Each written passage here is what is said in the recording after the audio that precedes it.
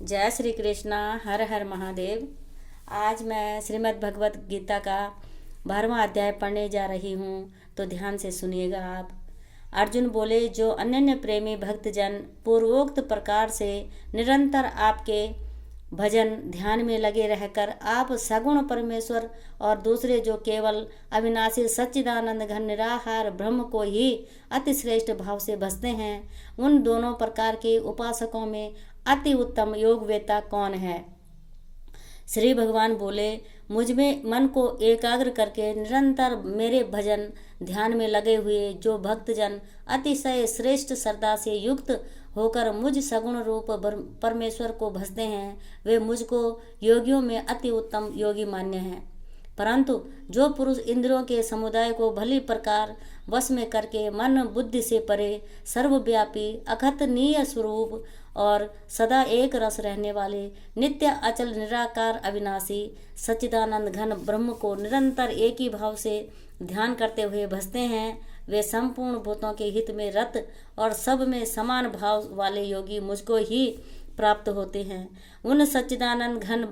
निराकार ब्रह्म में आसक्त चित्त वाले पुरुषों के साधन में परिश्रम विशेष है, क्योंकि देहाभिमानियों के द्वारा अव्यक्त विषय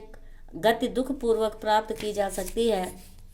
परंतु जो मेरे परायण रहने वाले भक्तजन संपूर्ण कर्मों को मुझ में अर्पण करके मुझ सगुण रूप परमेश्वर को ही अनन्य भक्ति योग से निरंतर चिंतन करते हुए भजते हैं, हे अर्जुन, उन मुझ में चित्त लगाने वाले प्रेमी भक्तों का मैं शीघ्र ही मृत्यु रूप संसार समुद्र से उद्धार करने वाला होता हूँ।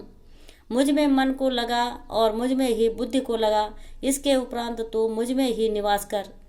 इसमें कुछ भी संशय नहीं है। यदि तू मन को मुझ में अचल स्थापना करके समर्थ नहीं है, तो हे अर्जुन, अभ्यास रूप योग के द्वारा मुझको प्राप्त होने के लिए इच्छा कर। यदि तू उपरयुक्त अभ्यास में भी असमर्थ है, तो केवल मेरे लिए कर्म करने के ही परायण हो जा। इस प्रकार मेरे निमित्त कर्मों को करता हुआ जो भी मेरी प्राप्ति रूप सिद्धि को प्राप्त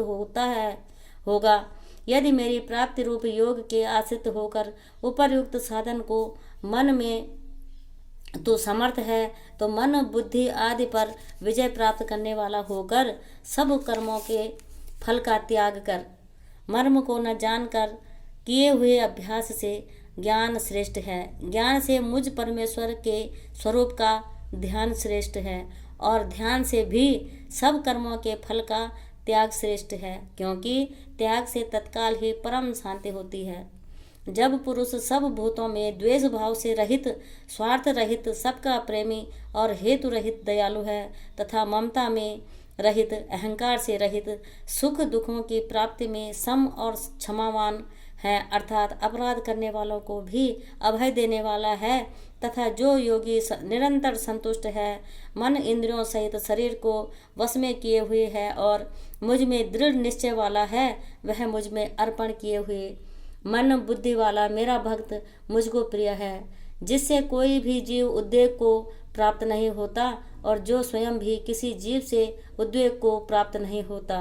तथा जो हर्ष, अमर्ष, भय और उद्वेग आदि से रहित है, वह भक्त मुझको प्रिय है। जो पुरुष आकाश रक्षा से रहित, बाहर भीतर से शुद्ध, चतुर, पक्षपात से रहित और दुखों से छूटा हुआ है, वह सब आरंभों का त्यागी मेरा भक्त मुझको प्रिय है।